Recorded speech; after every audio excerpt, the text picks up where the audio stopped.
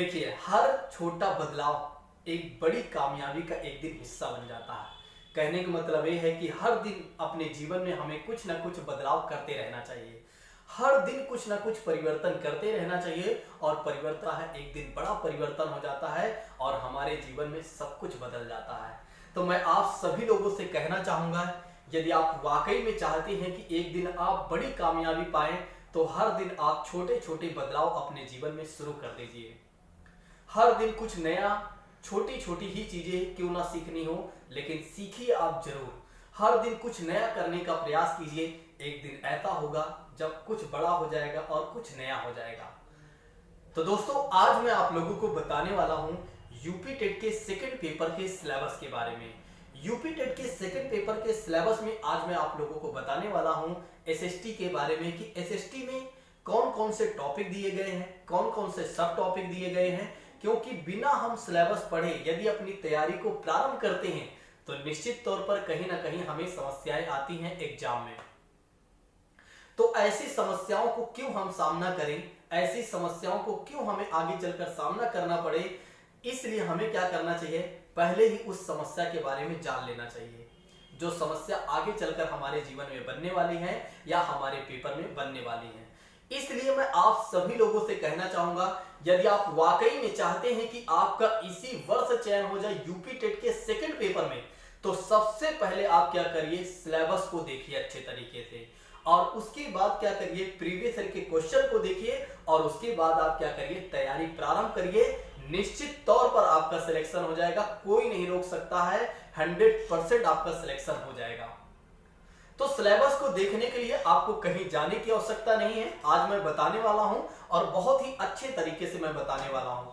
तो पूरी क्लास को आप देखिएगा, निश्चित तौर पर आपको सब कुछ समझ में आएगा और बहुत ही अच्छे तरीके से समझ में आएगा। चलिए, सबसे पहले हम बात करते हैं इतिहास के विषय के बारे में। सबसे पहले हम बात करते हैं इतिहास के विषय के बारे में। इतिहास के विषय में सबसे पहला टॉपिक कहा गया है कि इतिहास के जानने के स्रोत। आपको पता होना चाहिए इतिहास के जानने के स्रोत। अब कुछ छात्र ऐसे होंगे जिन्हें नहीं पता होगा कि इतिहास के जानने के स्रोत क्या हो सकते हैं। तो देखिए, इतिहास को यदि आपको जानना है किसी भी समय के बारे में, मतलब आज से 10,000 साल पहले क्या हुआ था या 5,000 साल पहले क्या हुआ था या 100 साल, 200 साल, 500 साल पहले क्या हुआ था, अगर आपको ये जानना है तो उसके लिए आपको कुछ पॉइंट्स अपनाने होंगे। जैसे कि बात करते हैं, सबसे पहले आपको क्या करना चाहिए, कुछ खुदाई के समय में अगर कोई भौतिक चीजें मिल जाती हैं तो वो भी, जैसे कि बात करते हैं बर्तन की बात करते हैं या कोई अन्य उपकरण मिल जाते हैं, तो ये भी जानने के एक स्रोत है। कहने का मतलब ये है कि बर्तन वगैरह के बारे में बात कर लेते हैं। दूसरी बात करते हैं कोई किताबें मिल जाए। तीसरी बात करते हैं कोई धार्मिक किताबें मिल जाए या कोई अलग तरह की किताबें मिल जाती हैं, या हमें कुछ और भी चीजें जैसे सिक्के वगैरह मिल जाए या कैसे भवन बने थे तो उसके कुछ टुकड़े मिल जाते हैं। तो इससे हमें ये पता चल जाता है कि आज से इतने साल पहले इस तरह की चीजें हो रही थी। तो इतिहास के जानने के स्रोत क्या क्या हो सकते हैं, जैसा कि बात करते हैं, आप सिक्कों के माध्यम से जान सकते हैं, आप धार्मिक किताबों के माध्यम से जान सकते हैं या अन्य ग्रंथों के माध्यम से जान सकते हैं कि या मंदिर वगैरह आपको मिल जाती हैं कहीं, जिस जगह के आपको इतिहास को जानना है, ये सब चीजें जो मिल जाती हैं।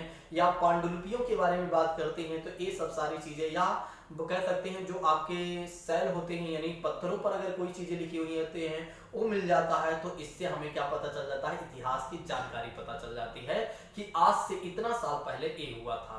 तो कहने का मतलब ये है कि इतिहास के जानने के स्रोत वाले टॉपिक को आपको अच्छे से पढ़ना चाहिए। पहला टॉपिक है। दूसरे टॉपिक के बारे में यदि हम बात करते हैं तो दूसरा टॉपिक है पाषाणकालीन संस्कृति, ताम्र पाषाणिक संस्कृति और वैदिक संस्कृति।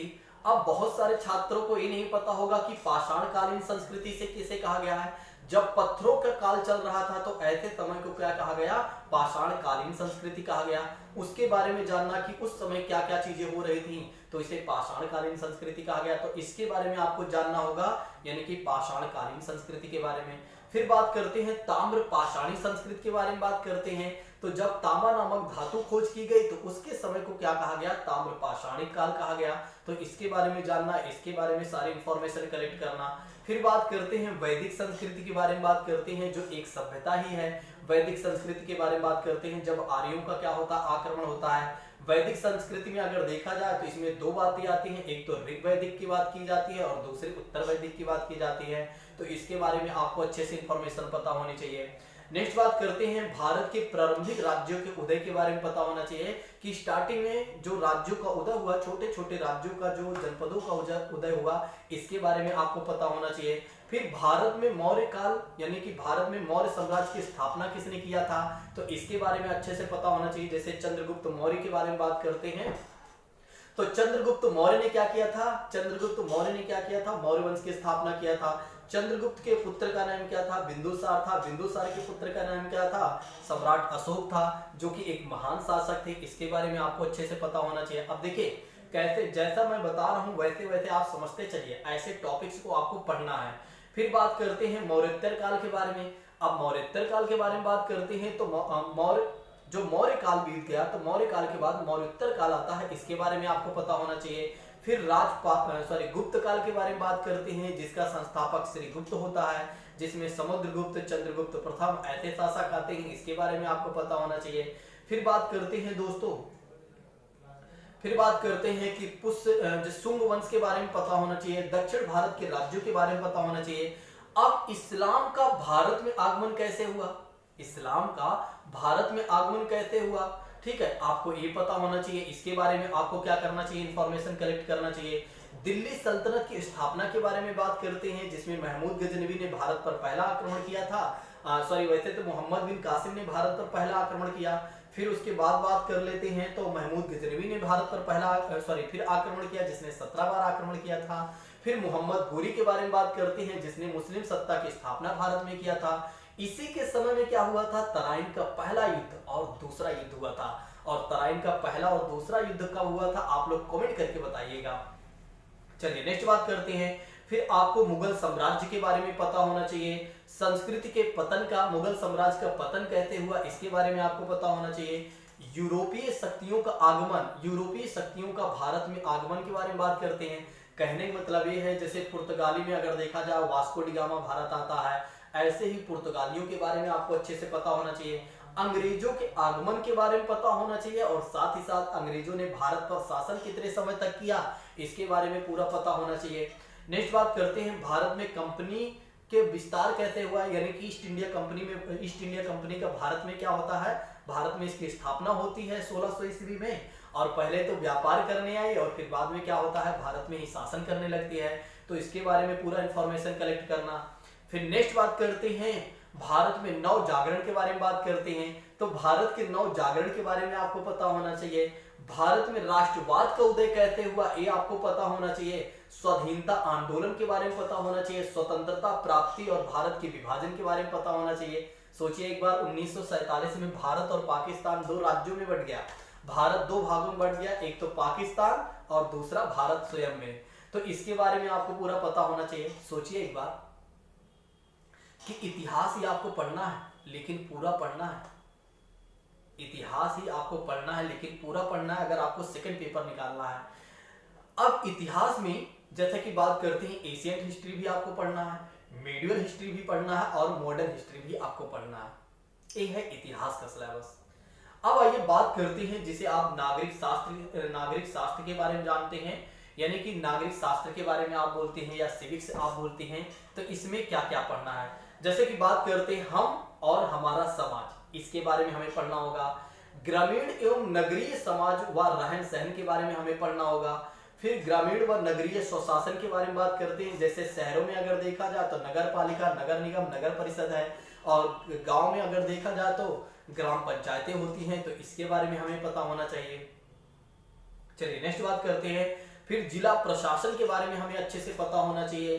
फिर हमारा संविधान, देखिए साफ साफ कह दिया गया हमारा संविधान, यानी कि कॉन्स्टिट्यूशन ऑफ इंडिया के बारे में आपको अच्छे तरीके से पता होना चाहिए यदि आप वाकई में चाहते हैं कि सेकंड पेपर में आपका सिलेक्शन हो जाए, यानी कि सेकंड पेपर को आप निकाल लें।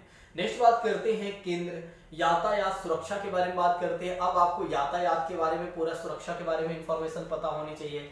फिर बात करते हैं केंद्रीय व राज्य शासन व्यवस्था के बारे में आपको अच्छे से पता होना चाहिए।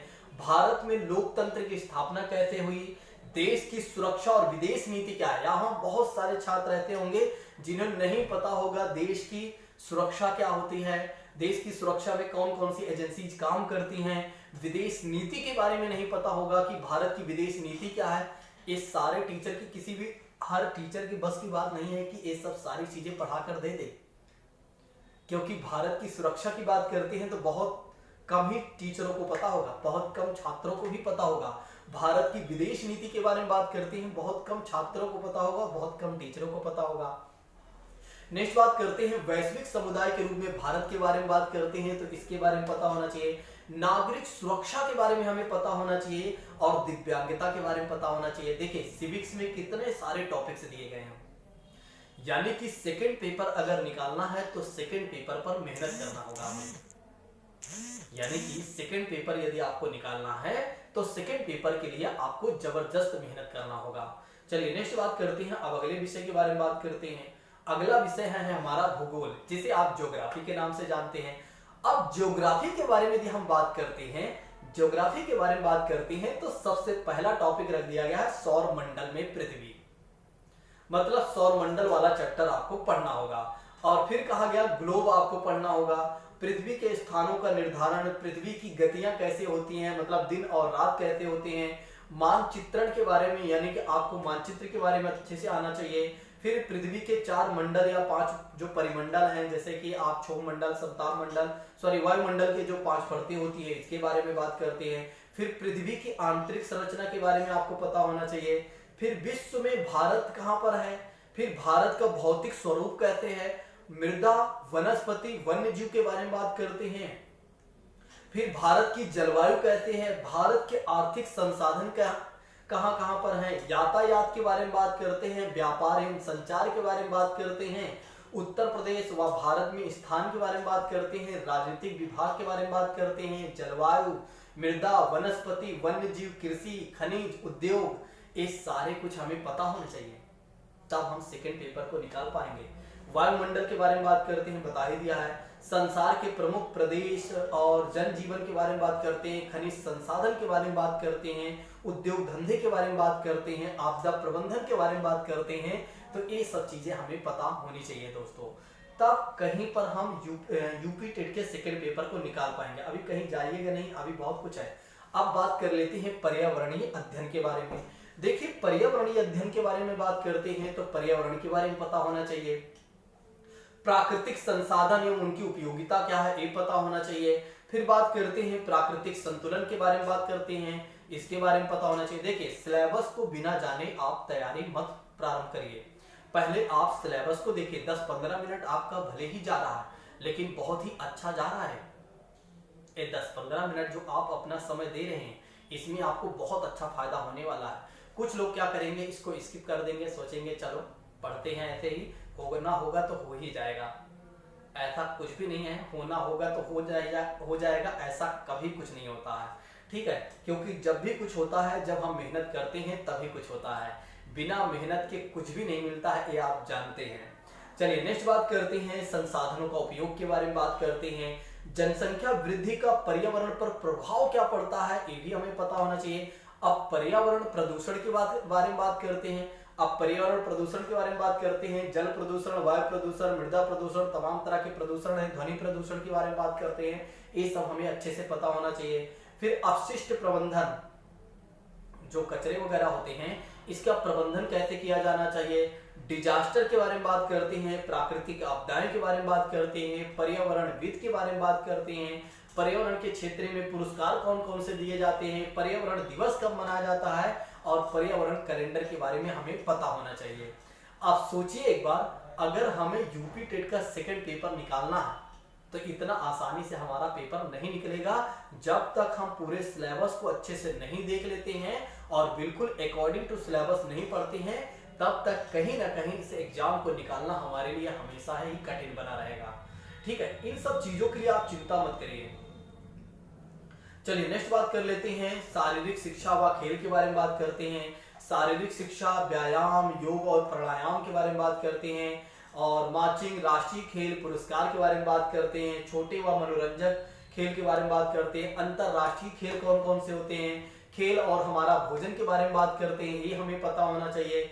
फिर नशीले पदार्थ है, उसके दुष्परिणाम क्या होते हैं। सोचिए कितने सारे टॉपिक दिए गए हैं, लेकिन आपको इन सब चीज़ों के लिए चिंता करने की आवश्यकता नहीं है। मैं आपको सब बता दूंगा अच्छे तरीके से, क्योंकि सीटेट में मैंने क्या किया था, देर में शुरू किया था, इसलिए वो सारी चीज़ें मैंने नहीं खत्म किया था या हमने नहीं खत्म किया था। लेकिन ये मान के चलिए अब अगर यूपी टेट में जो भी शुरुआत किया जाएगा उसको अच्छे से खत्म किया जाएगा।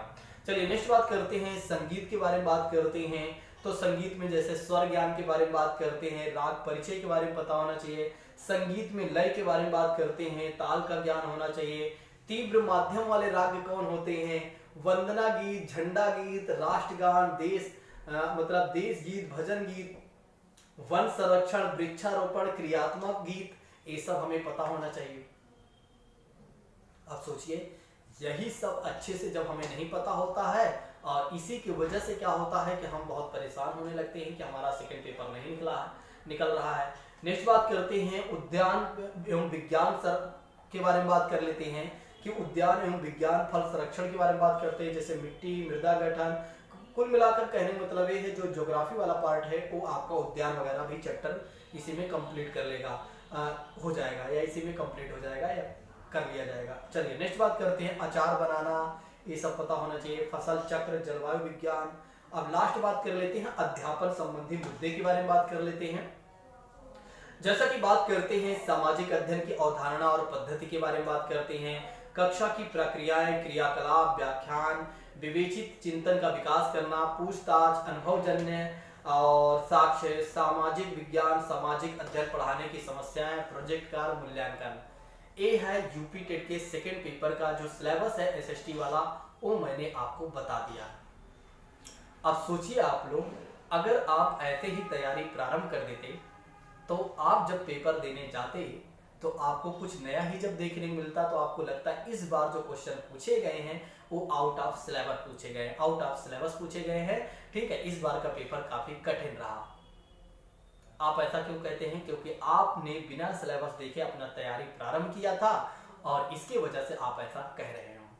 अब जिन लोगों ने सिलेबस को अच्छे से देख लिया और समझ लिया और अपनी तैयारी को प्रारंभ करते हैं, उनका आराम से चयन हो जाएगा। यदि आप चाहते हैं कि आपका यूपी टेट में सिलेक्शन हो जाए सेकेंड पेपर में भी, तो आप ज्वाइन कर लीजिए टेट वाली क्लास को, क्योंकि इससे बेहतर प्लेटफॉर्म आपको कहीं नहीं मिलेगा। यदि आप चाहते हैं, एक और बात मैं आपसे बताना चाहूंगा, अगर आप ये चाहते हैं जैसे YouTube पर आपको समझ में सारी बातें नहीं आती हैं, तो आप हमारे गूगल मीट ऐप वाली क्लास से जुड़ सकते हैं। गूगल मीट ऐप पर बहुत बेहतर तरीके से पढ़ाया जाता है, लेकिन ये जो क्लास होती है पेड क्लास होती है, ऑनलाइन ही क्लास होती है। अगर किसी छात्र को ऑफलाइन क्लास करना है तो गाजियाबाद आ सकता है, गाजियाबाद के प्रताप विहार में, जहां पर बहुत बेहतर तरीके से ऑफलाइन पढ़ाया जाता है। ठीक है, ऑफलाइन क्लासेज यहाँ पर चलती हैं और बहुत सारे छात्रों को अभी तक हमने पढ़ाकर सिलेक्शन दिया हुआ है। तो बहुत सारे छात्र हमारे कोचिंग से हर साल सिलेक्ट होते हैं। तो अगर आप भी सिलेक्ट होना चाहते हैं तो आइए गाजियाबाद, मोस्ट वेलकम, 100% आपका सिलेक्शन होगा। ठीक है, अगर आपके कोई डाउट्स होते हैं तो एक बार कमेंट करके बताइएगा, और हमारा नंबर लिख लीजिए, या आप व्हाट्सएप पर भी कर सकते हैं। क्लास से रिगार्डिंग अगर आपको कुछ बात करनी है तो 8920340192 पर आपको क्या करना है, व्हाट्सएप करना है। ठीक है, चलिए, थैंक यू सो मच, या कॉल भी कर सकते हैं। थैंक यू सो मच, जय हिंद दोस्तों।